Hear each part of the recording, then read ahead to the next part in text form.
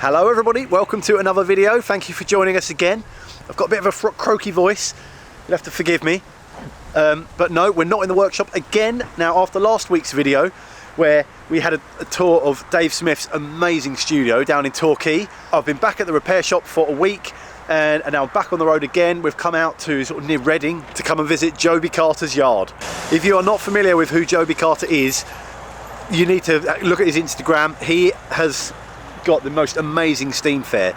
Sadly they're not travelling around anymore, but he's still got the yard here full of awesome stuff, and today he's letting me in and a few others in. I was actually here 2014 I think it was, for a week learning how to sign write. He's just absolutely incredible, he really is. So hopefully this video will give you a little glimpse and we'll try and find some cool stuff hidden around his yard. Hi there. Look, there's people leaving with stuff already. I think I'm late.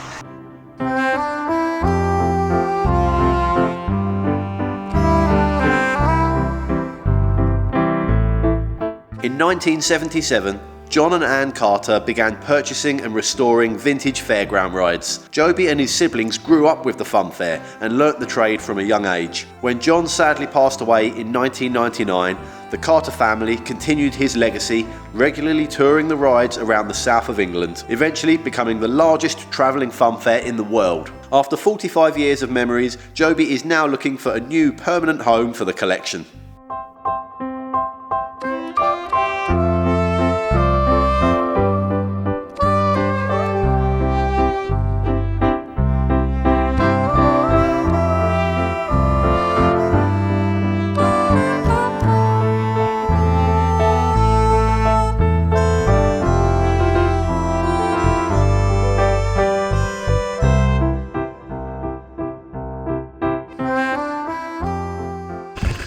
Right, randomly inside here, I have found the man himself. Here's Joby, let's hear from him. We are stood in a 1958 Royal Windsor. This was built for Billy Smart, who was like one of the best known showmen, who started in funfair, then after the war he went into circus and had a giant circus that held about 4,000 people. So this was the governor's wagon. Our intention is to restore it, to turn it into like an Airbnb. I actually started a Patreon site to you know, so people could see the restoration and sort of. Is that still going? Yeah, it's Carter Steam Fair Patreon to help support it along the way. A lot has changed. As some of you may know, we announced we're going to stop travelling the fair, but we still own the fair. We're still trying to find it a future somewhere on these shores, but in a permanent site, because travelling it is just becoming.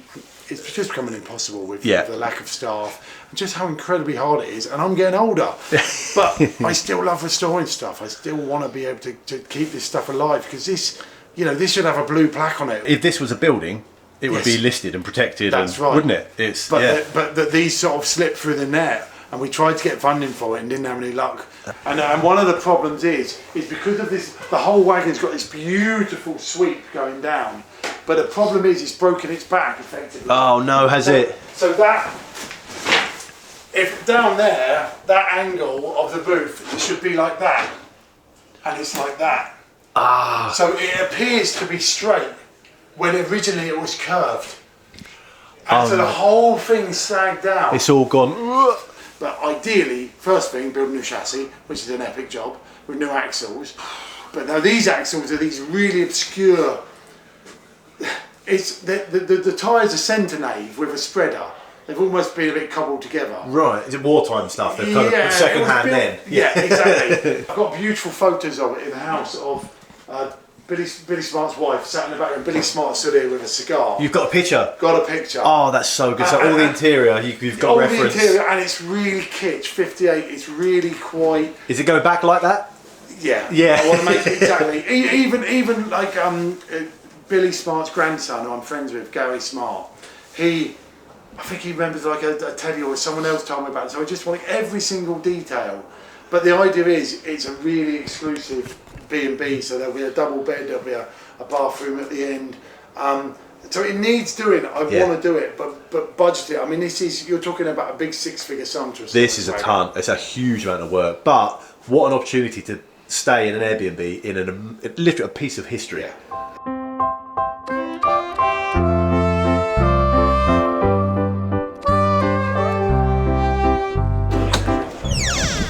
So this is a very sneaky look inside your private trailer. This is. People want to look at it all the time. When we bought this, all the inside had been pretty much gutted. There wasn't much original, but we kept things where we could. So, you know, some of the bits of wood, they might have been from other bits, but we matched the colour of the wood as it should be. And Brazilian mahogany, which was, well, soon enough became very hard to get hold of. It's very 20s looking in here. Was this made? No, 1954. Is it 54? Yeah, and we've kind of moved out, so all our furnishings are out of it in a minute, because we're not on the road now. But it's as original as we could make it. Now that's an original handle, and these are all made to replicate it, so throughout the whole wagon, and that's a southern style handle. And notice the veneer on the end, so you can't see the end grain. Yeah. And the way they're made in two, then split in half. Oh, I see. So it's made as an oval and then cut down. But even the fridge, we've veneered the front. You've got a microwave hidden in there. Yeah, the one you're working on down the end. Yeah, they would be as comfortable as a flat. Who wouldn't love to? It's got everything you need in it. We've got radiators. In fact, we fitted the fire, the stove. The fire? The stove. You're kidding? A proper wood burner. Yeah. And it's so hot because the central heating does the job. We've lit it 6 or 7 times, and every time I light it, I go, "Why have I lit this?" Yeah. 499 days to restore, and the bone of contention that was the same in our house was finding the right lights. And we looked for months, and we saw this online, this beautiful light, which might be 20s or 30s. And the minute I saw it online, I'm like, I'm having that. Yeah. And we went down to buy it, and then we bought that one and this one are reproduction, but made in the same vein. And they're rather lovely. They're beautiful. But then I bet that's what they would have done when they made this trailer new. Well, in actual fact, light fittings. When it was new, it had chandeliers. Oh, love it. Small chandeliers, which must have been a massive pain in the backside. We can go away in this, all right, not going to go to a campsite, but we could go and stay down at the father-in-law's, and if there's a show on, or maybe Goodwood, wouldn't this be fab, but Goodwood? Oh, imagine turning up at Goodwood in this. Yeah. With a scammer pulling it or something like that, like an old lorry, yeah. It would be great. So, yeah, life's changing for us, but it's exciting. It's an exciting time, yeah, because I bet you've, the last few years, well, most of your life, I guess, you've given up to travelling the fair. The fair, full on. The fair owns me. Yeah. I don't own a fair. I think it's the start of a new chapter, isn't it? Yeah. It's like now you've got such a talented team around you here. I've sort of the little glimpse I've seen around all the workshops and stuff. It's so good. Yeah, no. I can completely see restoring these trailers and the vehicles is such a good thing. And of course, the biggest thing I do is teaching the signwriting, which you've done the course. Yeah, and I've already told about 10 people here. You should come on the course. You should come on the. Do you tell people where you got your palette from? Do we need to discuss this? I can't believe you still remember that. Do you know what I do, Dom? I say to them, because we make and sell pallets. They're 6mm plywood. It's not rocket science. Not everyone wants to buy a sheet of plywood. And I always say, guys, you can buy them, or you're welcome to copy around and make them. Dom off the repair shop did. He lent us all these pallets and was selling them, and I was a little bit cheeky that I drew around the pallet. It was a piece of plywood, and I was like, I'll just draw around that. I can make my own one. I did buy lots. I bought brushes, paints. Still got some keeps pots from you. We sell dippers. We sell mould. We sell everything. I've still got the brushes from the course in my box behind me on the repair shop in my little engineer's box. There's still the set of brushes I bought from you. Still going. I more than forgive you. And I say to them, it's not a secret. It's not a secret. I can tell you where to buy this stuff. I'll tell you all the way, because out of all the people I teach, there are people that go forward and make use of it, and that brings me great joy. That must be the most satisfying feeling, seeing like people that come on your course and then in a couple of years' time they're having a career doing it. Look, this is where we make the pallets that you don't buy.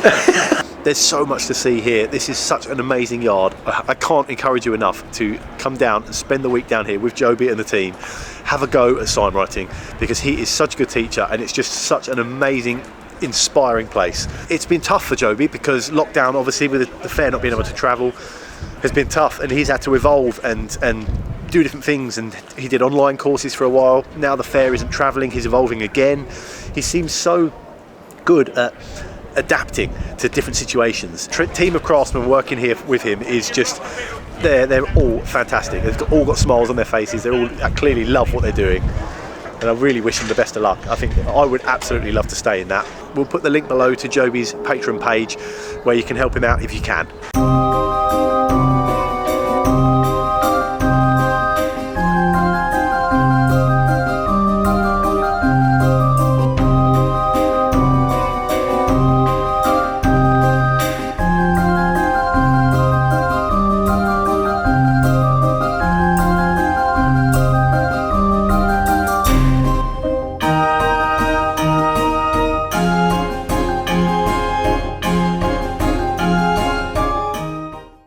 you just look above there, Mum painted the family watching the race. In the crowd. Yeah. These are all old drawings, look, of some dating back years. We just keep all our drawings in case you need them again. Whoa. And that's beveled, silver, aluminium leaf, flamboyant.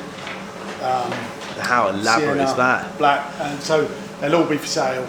An extortionate amount, I expect. I hope so, yeah. I hope so.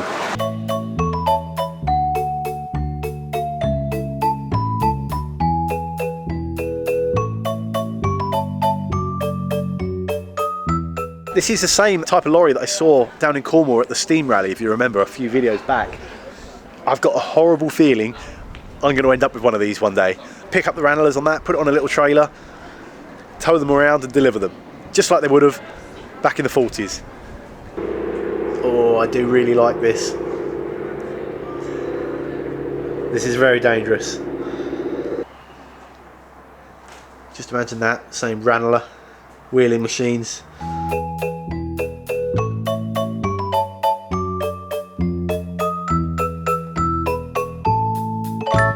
Mum painted these, and they did.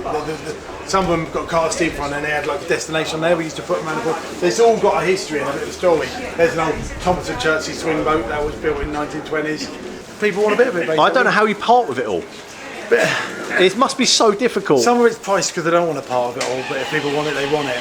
But because I've got so much stuff, and in the end, you can't look after it. For instance, we've got loads of signs here that some of them are part finished, so they're on like a 20 quid bench.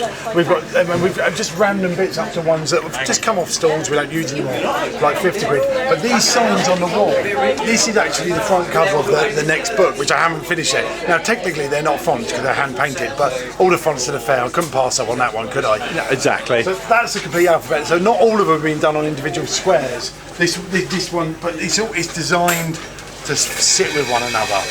And that's still completely hand drawn, hand laid out. The layout's all. And that's got mock blocks, so that's got the effect of keeping that same colour, but it appearing to be a different colour.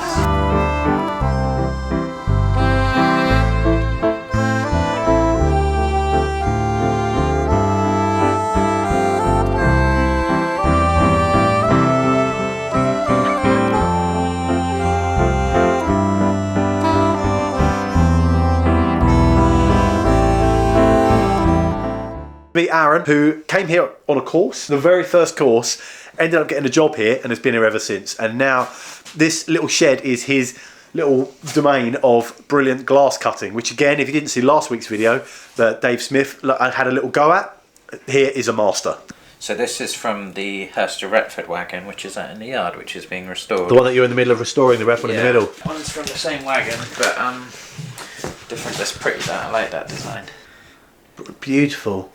So in fact, there's only two wheels in that one, which is the edge cut and the punty one. Punty's the circles. Punty's the circles. And the edge cut is what I had to go at with Dave. Is all the rest of them. So you're in the middle of restoring this. Well, what on earth is this? I guess it's like a green man. It's old Orton and Spooner piece of carving. So it's all hand carved. It's quite an old piece. Yeah, that'll be over 100 years old. Well, there we go. I hope that this video has inspired some of you to come down here to the yard, come and meet Joby, meet the team here and have a go at sign writing. I did it myself and it was the best week I've had in such a long time. It was so good. Joby feels very passionate about sharing these skills and passing on these skills to the next generation. And if it wasn't for people like Joby, sign writing would be almost extinct. Before Joby started doing these courses, it was dying out. There were very, very few people doing it. And over the years, Joby has taught literally thousands of people and given them a little insight into the world, the wonderful world of sign writing. So I hope this video has inspired you to come down and meet Joby, get yourself booked in for a course, get the book and have a go, because that's what it's all about, getting in and saving these old crafts. So thank you so much for watching. Make sure you've liked and subscribed, and I'll see you next time. And thank you for watching, you good people. Keep watching this channel, and if you're interested in sign writing or just generally about the fair, go to our website and we've got some awesome gifts on. Well, I hope you guys go there for Christmas. Cheers, Tom. Lovely to see you again, and we'll see you soon. Bye bye.